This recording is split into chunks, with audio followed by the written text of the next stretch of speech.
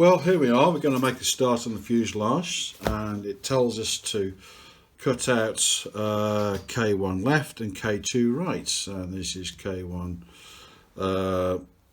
K2 right, and this is K1 left.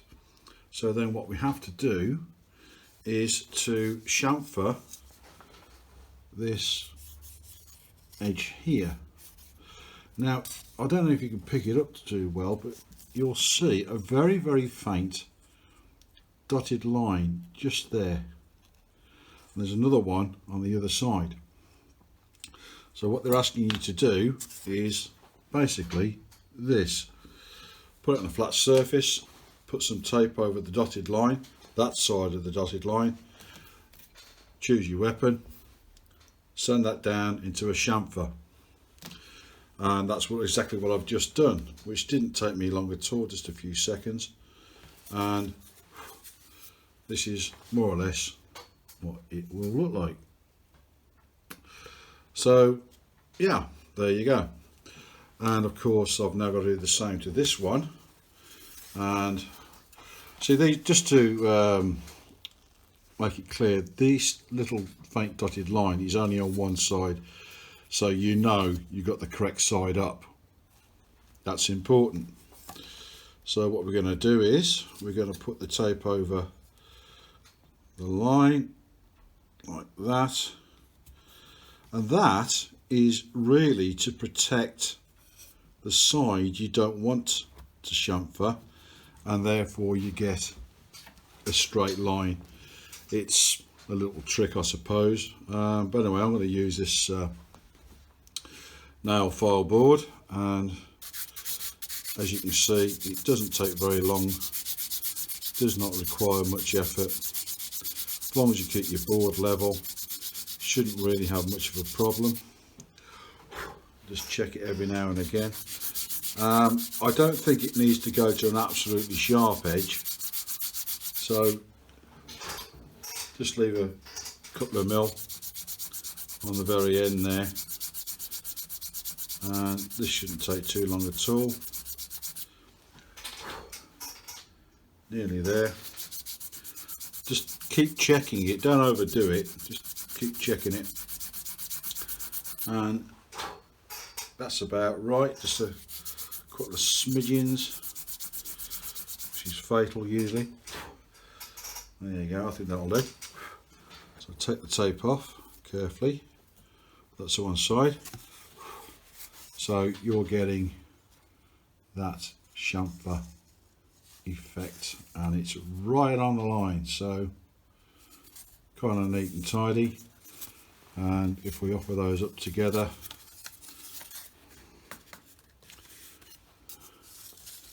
it's going to look something like that. Okay, so on to the next part. What we need to do now is to turn the fuselage sides to the outside. So that is to say, wherever that bevel is, that's the inside of the model.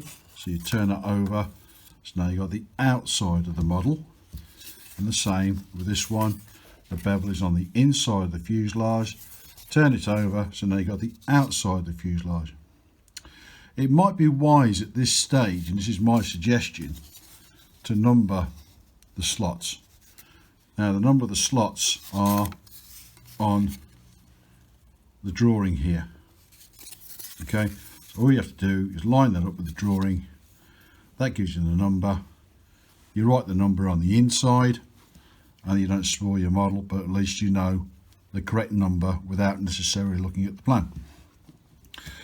Next thing you have to do, and double checking that you have got the bevel facing down, is to come to format F6. Now F6, you need to put a score down. I've got a 6-inch ruler here, and what you do is you come this side of the slot, so you go right on that very edge, and you don't cut it all the way through. You just go 50% through the fabric. So you just give it a light score like that, because we need to bend it later, and this will help in that. And I'll just do this one, making sure, doubly sure, I've got F6, which is that one. There we are.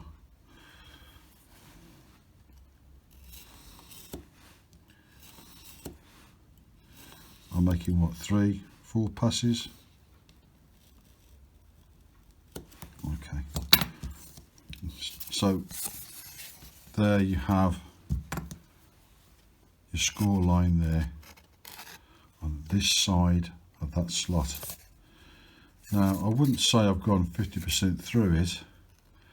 I am a little bit dubious about going 50% through it. I think it's going to weaken that quite a lot, but you do want, you're putting a fault line in it, so yes, you do want to weaken it. I think what I will do is score through it again if I need to. I don't want to, you know, accidentally cut all the way through, so you have to use your best judgment on that. Now what they do is on the drawing, I like to point this out, is it says here bevel inside of the rear of the fuselage side as shown before starting assembly. Now I don't believe that this is to scale, because that is thicker than that wood. So I would just take that as a guide, because that's got to be, let's have a look. Let's have a look.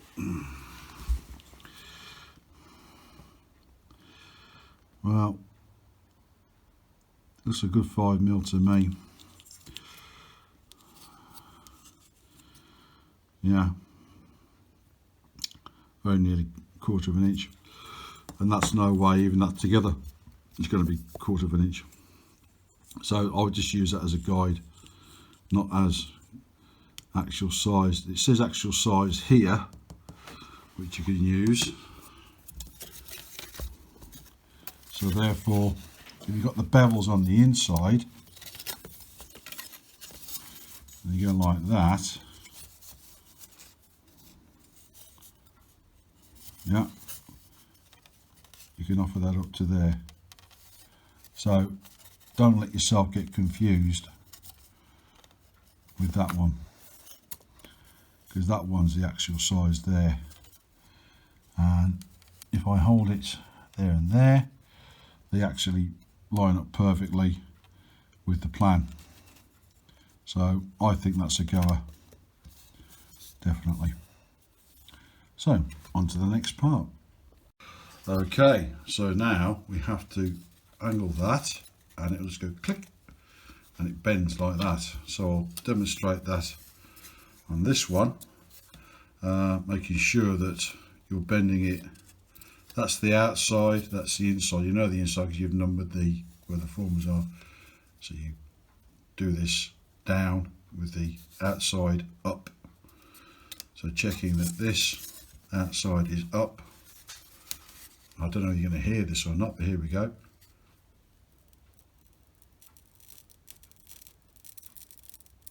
There you go. It's there. That's as much as I dare. There you go. Slight ripping sound with that one. That one was a bit more of a snap. So what you'll end up with is that. I'll get these two together. Yeah. You'll end up with that, so they're tapering in towards each other. Now, there's a typo in the instructions, as I like to call them. It says in the instructions, remove K3 from sheet B and F2 from sheet P, and in sheet B F5. Well, F5 is not in sheet B, it's in sheet C. So here's another little tip. There's the one part I've already taken out. Now if we come over to here,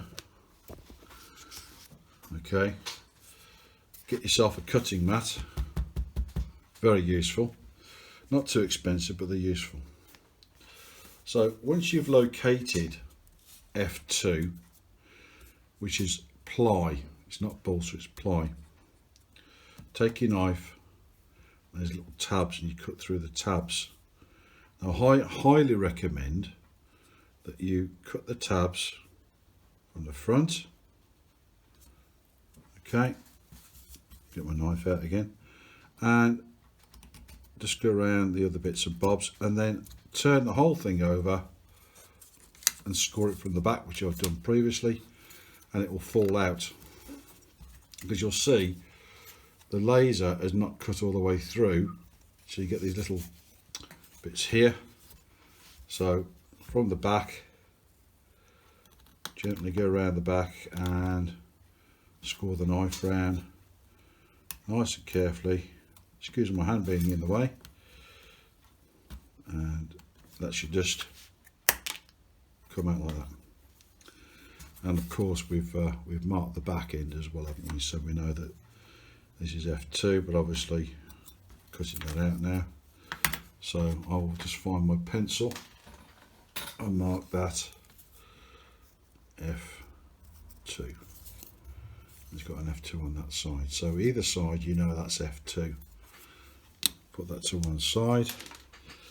Then we go into the long-awaited F5. Now, the instructions indicate that this is ply, and it's not ply, it's balsa. So you have to be ever so careful. So I've already cut that one out. So I'll put that sheet to one side, put that sheet to one side, and same again, make sure you cut the back end as well as the front to make it just fall out. And there we have it.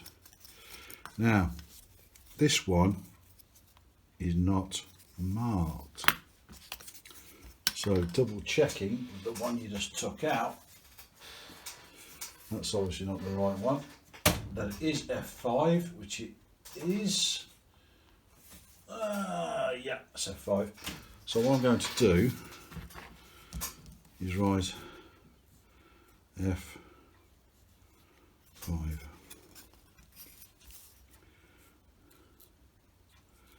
Now what I'm going to do next is these parts I've cut out, I'm just going to lightly sand, take those little pin edges off, and of course I'm going to do that with all the parts. You see that little pin edge there? Just take it off, it's not wanted. And I'm going to do that with all the parts, and then we come to the next bit. Okay, so sanding off the nibs. Now I'm showing you this angle because what you've got to do next is, according to the instructions, is not as clear as it could be. So I'm showing you with these not glued in but dry at the moment. And what you have, obviously later, there's a strut got to go in here for the top wing later. So what you're doing is you're creating like a cup, if you like, for that to go into, and one here, and that is the purpose of this part here, which is K3. Now you'll note it says front right, and this one will say front left. Very important. The end of K3 slots into there, so you've got to put F5 in and you've got to put F2 in to make it all line up, and that will slot in, and that's what I'm going to do now. So what I'm going to do is I'm going to offer my ruler up to that edge there, tack some glue in, and then remove F2, remove F5, let it dry. I'll probably put some closed pegs on there just to hold it down into place. which is actually not a bad idea. And then I'm going to repeat the process on the other side. Okay, and you can see this is the left hand side, and it says front left there. So I've done the exact same thing. I've put in F5 and F2, taken F5 out again, putting K3 in and put F5 in so it goes over the top. Make sure it's nice and flatly lined up at the top edge there. Put 2 close pegs on. Now I could use this, which is something I normally use, but these are quite powerful, and this balsa is really soft, so I predict if I use these calipers on this soft balsa, it's going to make a mark and it's going to suffer on the overall project. So there you go. So there's the inside, there's your taper there on the inside. That's now glued in white PVA. That's got to dry now, so I'll take off F5. Now incidentally, with F5 it says front on the bottom, just as a marker there for you. Take away F2. There you go. Now I'll just let that dry for a second. Put it over here. Well, actually let it dry for quite a long while. Now what I did discover is with F5 it's a really tight fit, so you don't want to force this because this is really fragile stuff. So if you get that, sand these tongs, I like to call them tongs, sand them down a little bit, both sides, and then trial fit it until it goes in the slot, and try the other side as well. So I had to do both sides of the fuselage, and then that's slotted in quite nicely, and so I shall put those to one side there. They're all marked up, F2, F5, so I know for quick reference what they are. I highly advise you to mark things, especially if they're going on the inside or something, because you're not going to see that lettering once the thing's built. So you know, with the fuselage, just if you're marking things up, just make sure it's on the inside, and then you're not going to get lost. Okay, so I'm going to let that dry and go make a cup of tea. Okay, so what I've done is I've used the PVA glue because it's slow setting, and I've put it on the other side of this K3, I think it is, and put it back as shown before into what it is now. Put 2 close pegs on it, which then means I can now gently remove the 2 formers.